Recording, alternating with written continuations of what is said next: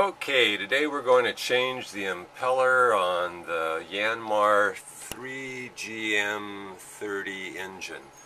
The freshwater pump is right here. I've already loosened this bolt and this bolt, and I've loosened the hose off of the freshwater strainer. And I'm going to pull those apart and show you how to easily access the impeller and make that change.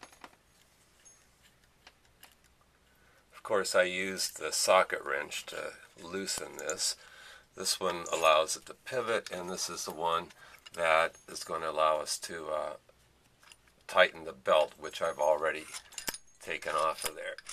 So we'll pull those bolts out and set those aside. Pull this one out.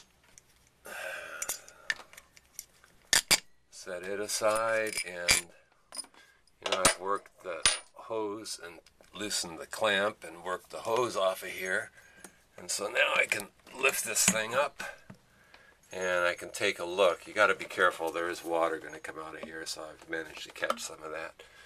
And there's the plate that will loosen up, and we'll take a look inside at the impeller. And let's see, we'll loosen these guys up.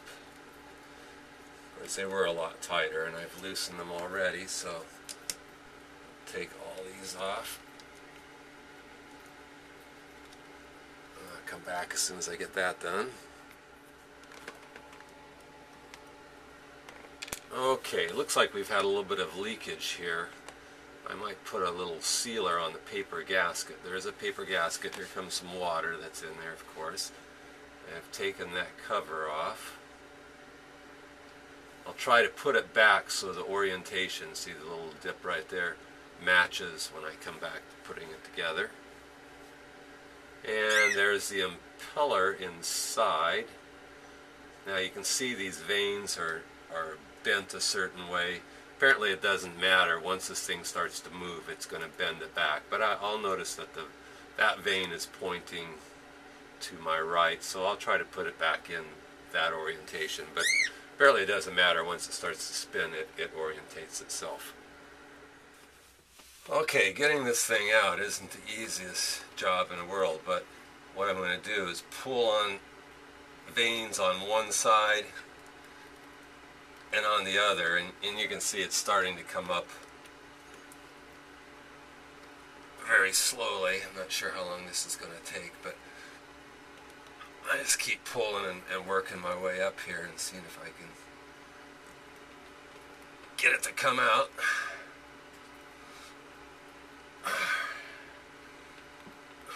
It's coming. Slowly, but surely.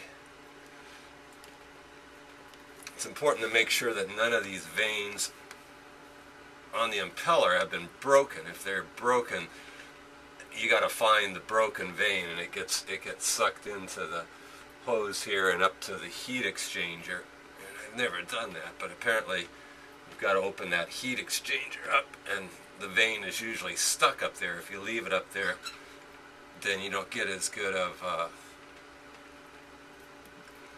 water circulation as you should. Okay, it's almost up. See, it's coming there.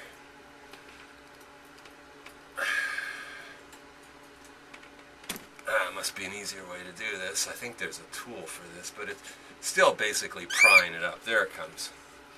Okay, and so we'll pull that off. There's the impeller. It's about 1.5 years old. It probably could go for 3 or 4 years, but it feels real good. I might save this one as a kind of a spare. Maybe not, though. Anyhow, we'll set that aside and we'll get the new one out.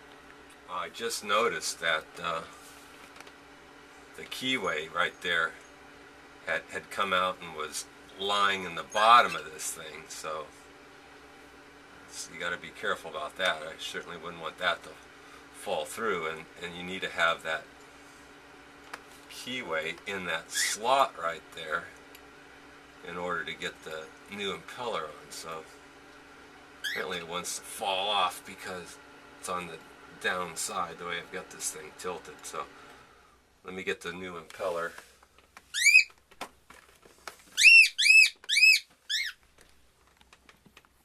Okay, here's the new impeller. Looks like it's part 124223-42092. And we're going to open that up.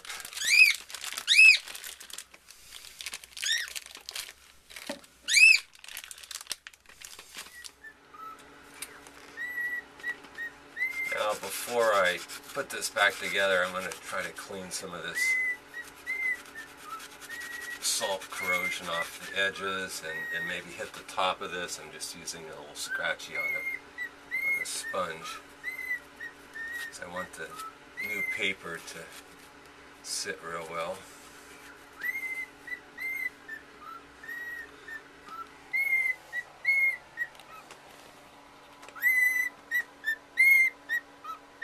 The inspector's doing his job up there, singing a tune. Keep me happy.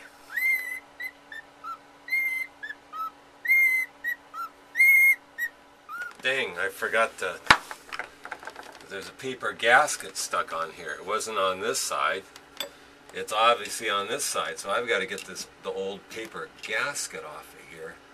There it comes. Looks like it's stuck a little. I'm going to have to clean off whatever residue from this thing is left on there, but I'm wiping it with the sponge and there's still this gasket to take off of here. It's stuck on there pretty good. So give me a minute and I'll work on getting this off. There's the old gasket. Now it's a matter of cleaning this surface.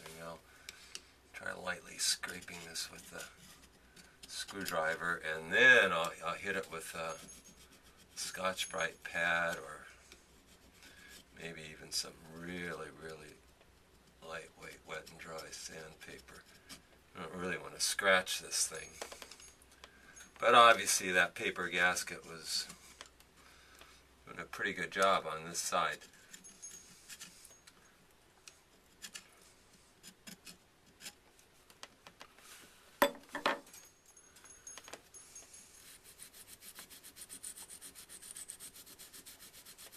Now I'm using a Scotch-Brite pad, or a real one, instead of that sponge. This is a way better idea.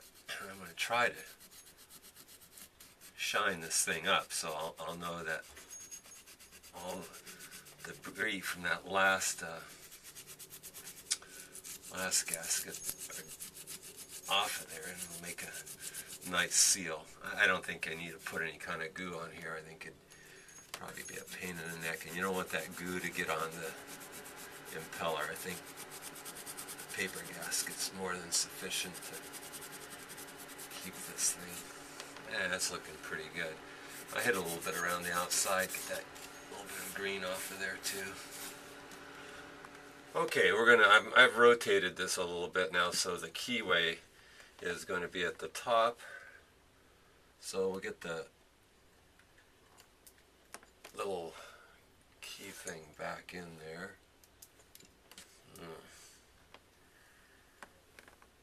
Guess if you had smaller fingers it would help. Let's see if I can use this screwdriver. Alright, let me get it in there and I'll come back. There, the key's in there. Now I gotta make sure the little slot on this lines up with the keyway, and it's a little tricky. These top veins have to be bent a little to get them to go in. Well, this does everybody else. So I'm gonna work this thing down on there.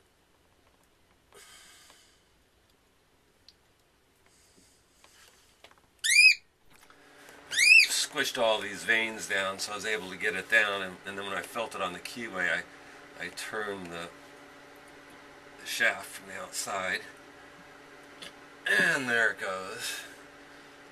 Get it all the way down. That's good. Now let's see, we're going to turn it, and you can see the little veins moving around like that. It's going to run for a few seconds with no water in it. Some people say you should put glycerin in there. think I have any of that. Other people say put a little bit of soap in there, and maybe I'll do that. Soap is supposed to lubricate it. If you weren't going to run it for a while, then I guess soap's not a good idea because it could dry up in there. But stick a little bit of soap in there and it'll run through. Yeah, that should do it. Give it a few turns there. And it kind of stops squeaking. Smear a little bit on top, so that top plate. And make sure that baby's down there nice and tight. The veins are all flat along the edge there. I got some soap on this, so let me make sure I wipe this off and dry this real good before I put the paper gasket on. Okay, here's the little paper gasket. There's the Yanmar part number. And we'll take it out of the bag. Okay, we're going to position this. I'm not sure which side. There's some printing on one side, but I don't know if it makes any difference. We'll set it down like that. And the most important thing is to get these bumps lined up with the bumps on there. And looks like it's going to be good if it's just like that. Now, probably an easier way to get it on is to line it up here with the same set of bumps, like that, and then get a couple of these screws in there, or machine screws, bolts through there. There, now it should be lined up, and then when I come down, yeah, that one goes there, that one goes there. Everybody stays in place, and I'll just lightly finger tighten these things up. There we go. And then I can put the other screws on. Okay, there's the last of the screws in there. Let's see if I can get these kind of just all very lightly down, and then I'll put the socket on it and see if I can snug each one.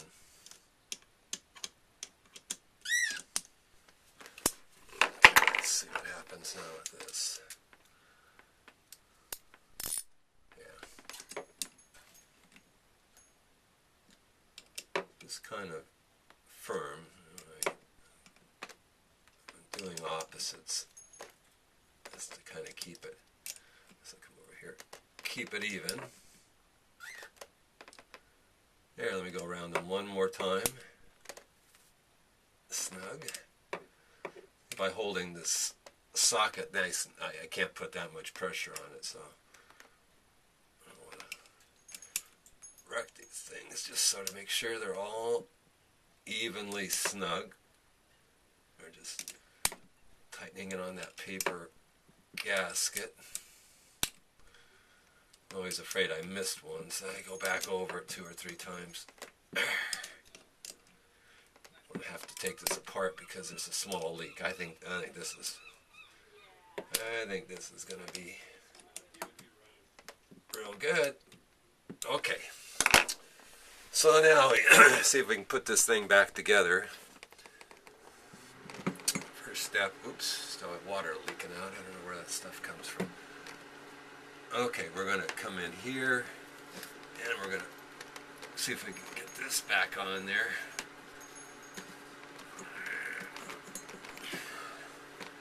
I guess I'll leave the camera running. Oh, here's where you get the cuts right here. Happened to hit something sharp, pushing that on. There. I do have a clamp there that I'll put on that. Clamp looks like it's in good shape.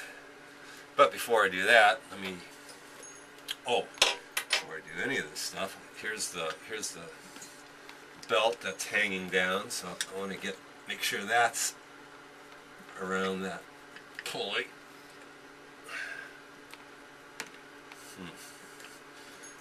Not so far. I'll leave the video running so I don't think it's too easy. No grunting sounds that have to accompany this job. So there goes that one. Don't lose that little washer there. Now this is the one I'm going to be tightening last because it's the one that allows you to tighten the belt up. Let's see, I still happen to have, oh good, I still have this. Turn it the other way. Oops, no, I guess I have it the wrong way. There it is. Okay, anytime now. There it goes. That makes sense. There, I'll leave that kind of not totally tight yet.